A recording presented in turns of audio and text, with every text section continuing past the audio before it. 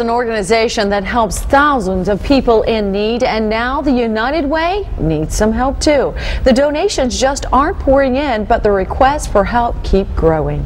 Good morning, I'm Cindy Farmer. I'm Brad Jones. Thanks for starting your day with us. Morning headlines straight ahead, but first, Tom, how's our forecast looking? It's looking cold, especially as you get ready to head out this morning. Here's a view of Greensboro as we wait for sunrise at 7:15. It is 37 degrees out there right now. The wind's only about 3 miles per hour. That's the good news. Eventually, we'll see a high today of 53 under partly cloudy skies. Expecting some rain to be moving in late tonight, probably after midnight. America's watching Washington to see how President Obama reacts to new unemployment numbers being released today. Doug Luzader explains why some people say the president just isn't doing enough. The White House really stacked the president's schedule around these new unemployment numbers, and today he will head to Pennsylvania to talk jobs. 4, 3, 2, 1, oh! And with that, the first family pressed a switch and the national Christmas tree came to life. If only the nation's job market was so easy to light up. And today, the president continues a two-day push to bring down unemployment by traveling to hard-hit Pennsylvania. And yesterday, the White House hosted an all-day job summit where the president asked participants to brainstorm.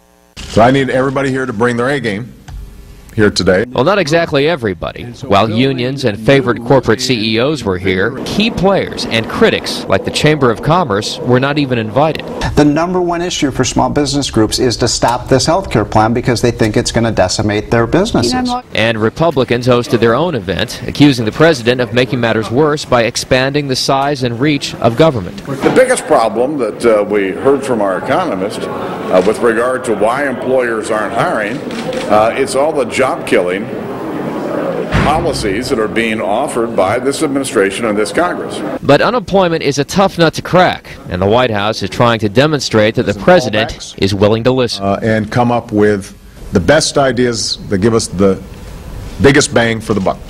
But not too many bucks. The president may not be open to spending a whole lot of money on this, which could put him at odds with some of his fellow Democrats in Congress, some of whom would like to see more stimulus spending. In Washington, Doug Luzader, Fox News. Well, one of the two civilian police officers who stopped the Fort Hood shooter is out of the hospital this morning. Sergeant Kim Munley was shot in the leg in that deadly shooting spree November 5th.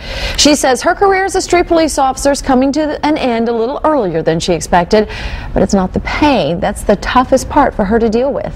The emotional part, dealing with the hurt, the ones that were injured and that did not make it, emotionally dealing with coming to terms with that.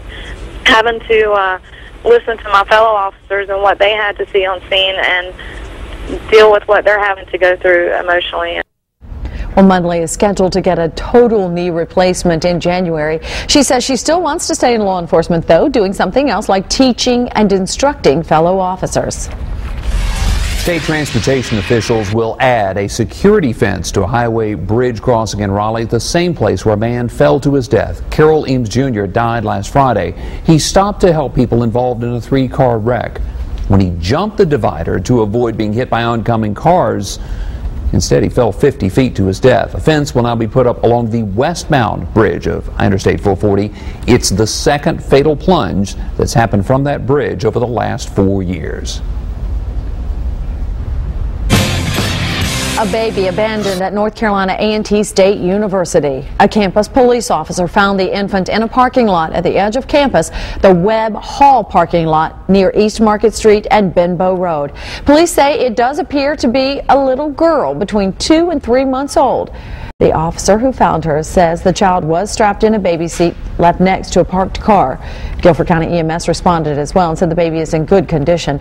Campus police did locate the infant's mother and they are questioning her, but they say the investigation is ongoing.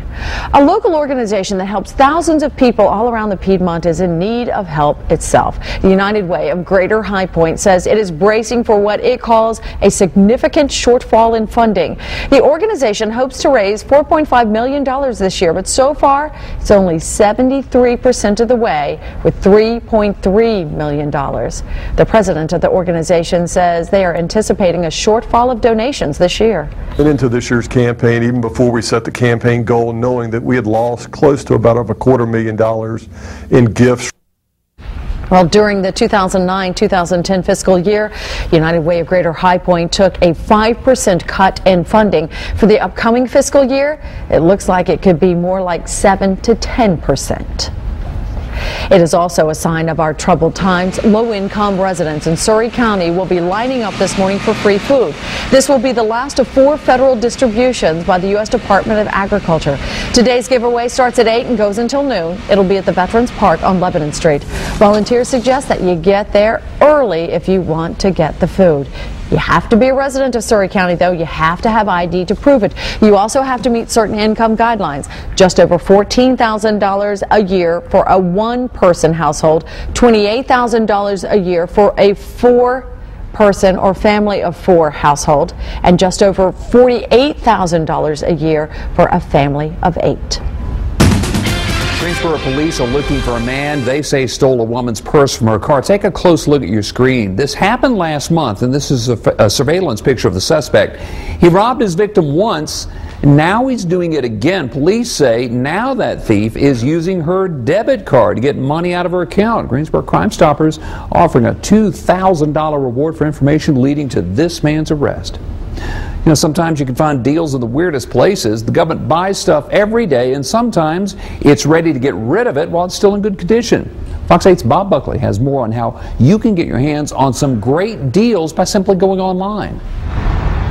In this warehouse in Raleigh, new old stuff arrives by the pallet every day. They range anywhere from $1 to $5. Office chairs, desks, typewriters, cars and trucks, and even old adding machines. It's all state surplus property. Things become surplus when the state deems they have no use for it. And at that point, it comes here to be sold. Once we've made that determination, no one in state government has a need for it, then we open to the public. Anything worth less than $150 is on the floor at the surplus warehouse in Raleigh for you to buy. If it's above $150, we will put it on bid. In fact, just recently we sold an airplane for $1.1 million. And it's all online where bids can be submitted from any computer. This online bidding process is something that we're very proud of. Because when it was done manually, this room had 7 people, tons of paper scattered about, and it took hours to sort out the bids. When we were with the paper system, it was very cumbersome. Now, it's a quick 30 minutes to determine the outcome of each sale.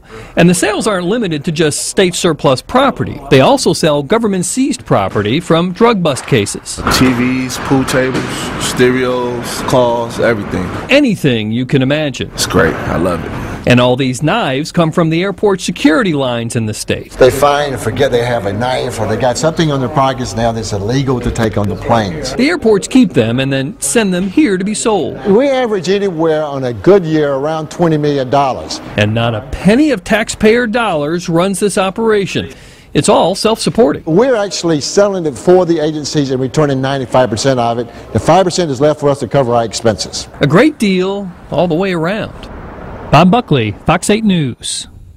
If you'd like to check out the state surplus sales located in Raleigh, just off I-40 on Chapel Hill Road, or you can actually look at those items online, and we put a link to that website on our website, myfox8.com. You'll find this story right on our homepage.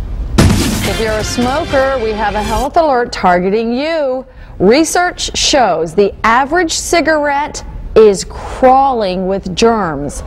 Doctors looked at 4 different cigarette brands. They say they found hundreds of bacteria types, including some that cause respiratory disease, lung and blood infections, and foodborne illness. Not clear, though, if any of the germs are making people sick who actually inhale the smoke. You see, researchers say they're not sure if the bacteria can survive the heat once someone lights up. But Tom, yet another reason for you to quit.